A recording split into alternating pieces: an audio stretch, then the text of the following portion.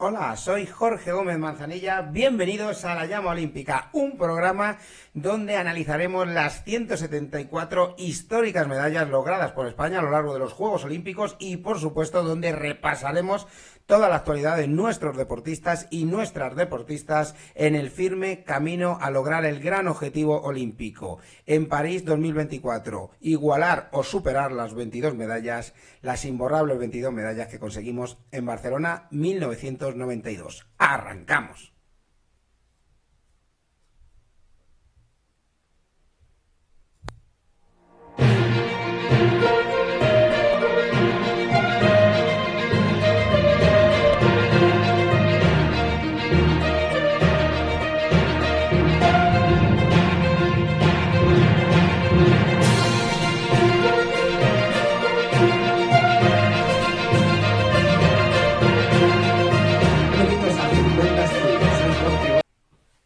Y en este noveno programa de la Llama Olímpica nos trasladamos a Seúl, a Corea del Sur, donde España llegaría con muchísima ilusión y sobre todo con una inyección de moral extra. ¿Por qué? Porque justamente vamos a retroceder 2 añitos atrás, nos metemos en esa máquina del tiempo y justamente en concreto al año 1986, donde España entra a formar parte del mundo, es el epicentro también del mundo en el año 86 por 2 razones. La primera, entramos a formar parte de la Comunidad Económica Europea.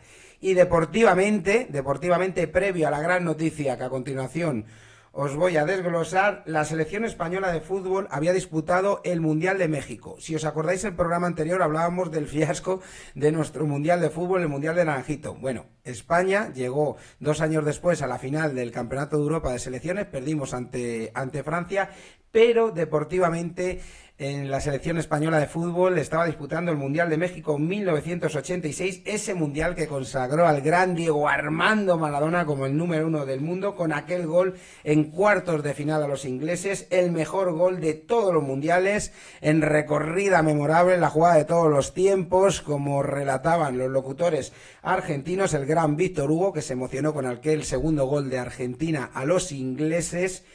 Y además de ese gol, el primero de ellos, hizo doblete Maradona en ese partido de cuartos, la mano de Dios, como él lo tildó, porque marcó con la mano el primer gol. Un mundial donde España compitió muy bien. De hecho, la figura clave del equipo español fue Emilio Butragueño, el buitre. Había logrado 4 goles en octavos de final a Dinamarca, esa dinamita roja, en una madrugada mágica vivida en España, donde el equipo español, la furia española, se impuso por 5-1 con 4 goles del buitre. De hecho, se decía comúnmente, hubo ya celebraciones en Cibeles, oa, oa, oa, el buitre a la Moncloa. Un equipazo dirigido por un gran seleccionador como fue don Miguel Muñoz, que, como he comentado, llegó a España 2 años antes a ser subcampeona de Europa ante Francia. Caímos ante la anfitriona en la final, pero para clasificarse el verdadero mérito fue la clasificación, porque España, para clasificarse a ese campeonato de Europa, tuvo en una mágica noche de diciembre de 1983 en el Benito Villamarín de Sevilla que hacer la machada y ganar por 12-1 a Malta para ganar en ese momento a Holanda en el Average y clasificarse para, como digo, el Campeonato de Europa. No se llamaba Eurocopa en aquella época, Campeonato de Europa de Selecciones. Y tras el verano de 1986, ahí viene la gran noticia, lo que os he comentado. España fue noticia por entrar a las Comunidades Económicas Europeas en el 86 y por esa gran noticia deportiva al margen de esa machada del buitre en México.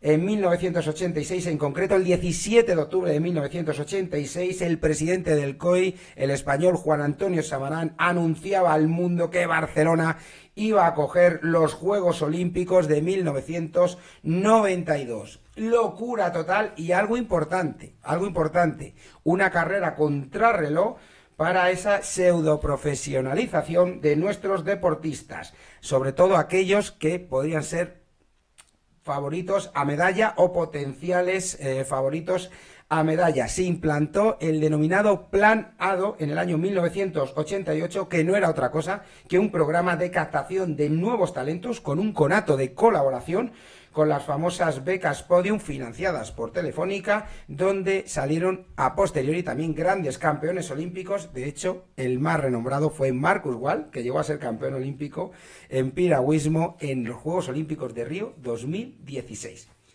Y España, con esa locura del año 86, se plantó en los Juegos Olímpicos de Seúl, y con esa alegría de Barcelona, sabiendo que 4 años después íbamos a albergar los Juegos Olímpicos, íbamos a competir en Pekín. Veníamos, fijaros, de Moscú, que habíamos conseguido 6 medallas en 1980 y 5 en Los Ángeles. También es cierto, no voy a decir que eran irreales, pero eran los juegos marcados, como hemos comentado en programas anteriores de La Llama, a los cuales os invito a entrar.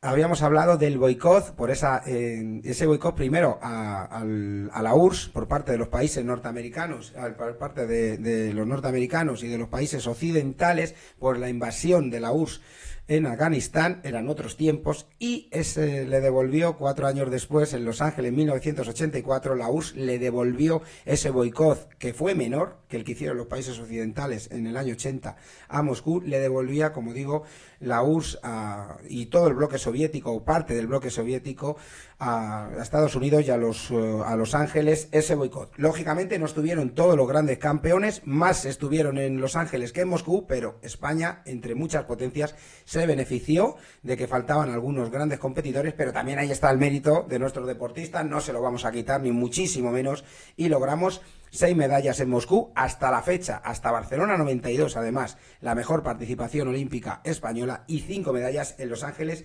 1984.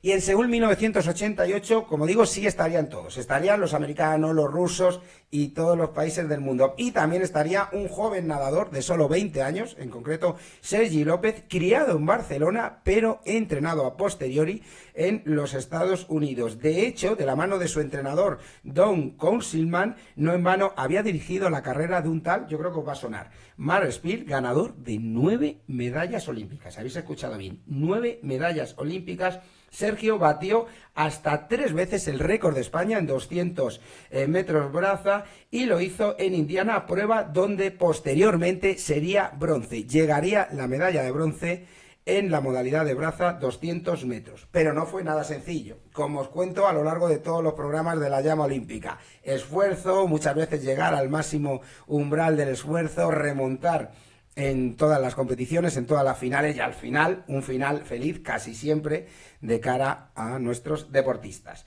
Como digo, no fue nada sencillo, porque tuvo que competir contra el húngaro Szabo y el británico Gilgeman, el norteamericano Barwan y el soviético Lozi. No eran nada sencillos derrotarle. Finalmente, tercer puesto en semifinales para Sergi, con un tiempo de 2:17:06 que le alzarían a la final olímpica, y ese descaro que tiene la juventud haría su aparición en esa mencionada final olímpica. En la misma, el soviético Lozi fue claramente de menos a más, que es lo que no se debe hacer, y perdió sus opciones de subir al podio, mientras que el húngaro Szabo fue oro y el británico Gillingham fue medalla de plata, compitiendo Sergi con el potente nadador norteamericano Barron, al que derrotó para lograr ese bronce que nosotros tildamos de dorado. España, en los brazos de su gran pionero, Sergi López, ya comenzaba a vislumbrar el éxito posterior de Barcelona. Por eso podemos rotular que esta primera medalla que conseguimos en Pekín, repito, bronce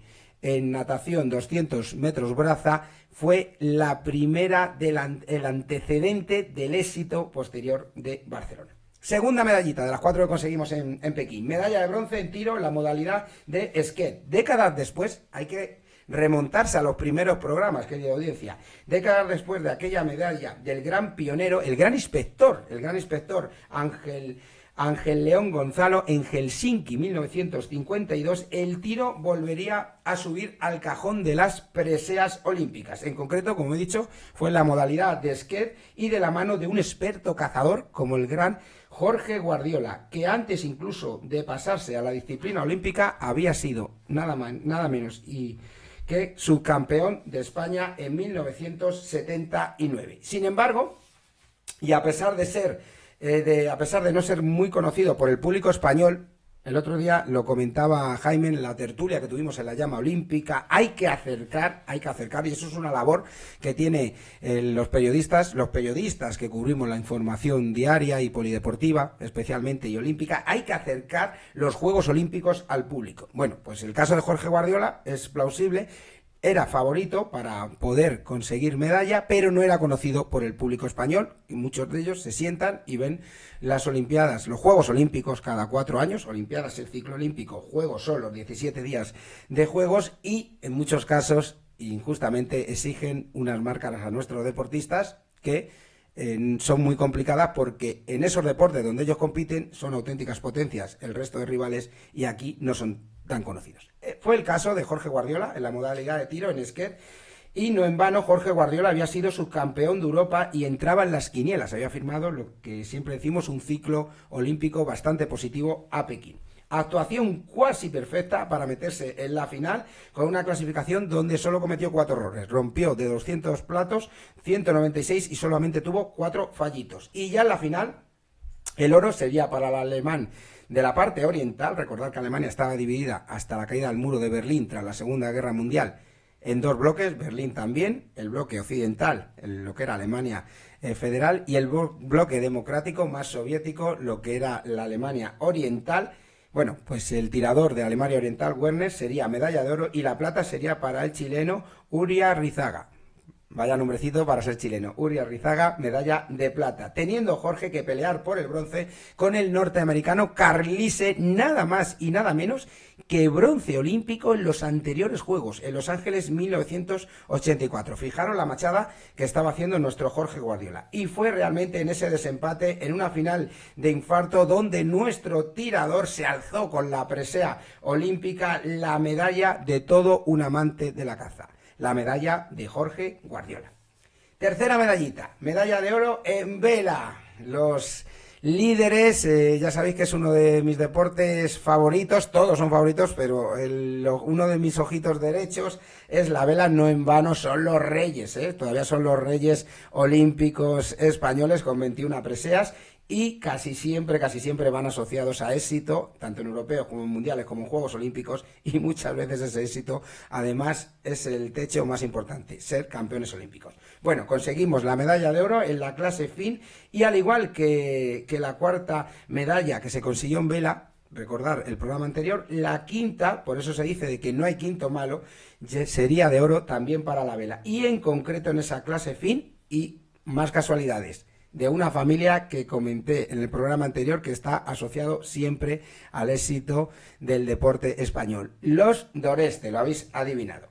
Retrocediendo hacia atrás, como digo, a los Juegos Olímpicos de Los Ángeles, José Le Doreste no había podido conseguir medalla formando pareja con Toño Gorostegui en la clase Star, y fue su hermano mayor, Luis Doreste, que junto con Roberto Molina, los que consiguieron la medalla de oro en el 470. Lo consiguieron en la ciudad norteamericana, en Los Ángeles, ese éxito de los Josele. Lógicamente, ya hemos desvelado el nombre de Luis Doreste, el hermano menor de los Doreste, que había conseguido esa medalla, como digo, en 470. Y volviendo, ahí veis esa afirmación en pantalla. Y volviendo a Josele, el mayor de los Doreste, perseguía ese sueño olímpico, ese sueño de ser campeón olímpico y poner la guinda a un soberbio palmarés. Un soberbio palmarés, no en vano, había sido campeón del mundo en 1982 en la categoría Star, junto a Toño Gorostegui, en el Campeonato de Europa en la categoría Star en 1982, el oro en los Juegos Mediterráneos en clase fin en 1979 y campeón del mundo en clase fin en 1987, y todo ello un año antes de ser campeón del mundo en Seúl en 1988. Y en clase fin, Josele visualizó ese oro olímpico, algo que le permitió no desmoralizarse con los contratiempos, porque muchas veces ocurren. De hecho, una carrilera del barco, fijaros, le apareció ese contratiempo a Josele, una carrilera del barco se averió y él mismo tuvo que repararla, algo que le permitió, dados los contratiempos, no cuajar malos resultados. Fijaros, un séptimo puesto, un tercer puesto y un primer puesto para meterse en la pomada por los metales, algo que le devolvió la ilusión de poder volver a ser campeón olímpico. Sin embargo, otro nuevo contratiempo para Josele, una injusta reclamación del representante de las Islas Vírgenes, que encima prosperó, alegando que Josele en la última regata, donde había sido segundo, le obstruyó en esa maniobra, algo totalmente falso, porque fue al revés, fue el representante de las Islas Vírgenes el que obstruyó a Josele, pero prosperó la reclamación del representante de las Islas Vírgenes, fue desclasificado Josele y pasó lógicamente del tercer puesto, como estaba en ese momento en la clasificación, de haber computado el haber quedado segundo en esa regata, al sexto puesto. A pesar de todo, Josele se rehizo a lo gran campeón y fue tercero y cuarto en las dos siguientes regatas, pero tercer inconveniente, otra reclamación, esta vez por parte del representante alemán. Eso sí, esta vez no prosperó, por fin respirábamos, ya había bastante injusticia con la reclamación del representante de las Islas Vírgenes, que prosperó injustamente, esta vez hizo justicia. Los jueces, no prosperó la reclamación del representante alemán y a todo ello se añadió una mala jornada del resto de rivales de Josele. Última regata, camino al oro, Josele lógicamente volcó en dos ocasiones, lógicamente buscaba el oro olímpico, enderezó el barco tras volcar en dos ocasiones, ahí en nada, un barco que, fijaros, pesaba más de 100 kilos y no se conformó con la quinta plaza. Tenía ADN campeón, formaba parte, era el hermano mayor de los Doreste y olía a oro. Quinta plaza, no se conformó con la quinta plaza, peleó por ser tercero, que era la plaza que le otorgaba la medalla de oro, y al final lo consiguió. Campeón olímpico, Josele, el hermano mayor de los Doreste, en la clase fin. La plata fue para Holmen, curiosamente, el de las Islas Vírgenes, el que había reclamado, ahora entendéis por qué reclamó, se quería quitar del medio a Josele, y el bronce para el neozelandés John Cutter. Por fin Josele, a sus 32 años, conseguía culminar un brillante palmarés, como he comentado hace unos minutos, siendo campeón olímpico. Y la cuarta medalla que conseguíamos en Seúl fue de plata, en concreto en tenis, en el dobles masculino. Fue la última, antes de que ya nos acercamos a Barcelona, pero eso, como siempre os digo, lo contaré en otro vídeo. Bueno, la cuarta medalla que consiguió España en Seúl fue de plata, en concreto en tenis, en el dobles masculino. Otra medalla que, al igual que la de Sergi López, la primera de las que se consiguió en Seúl, medalla de bronce en natación 200 brazas, sería el antecedente de las posteriores preseas que se lograrían en Barcelona 1992.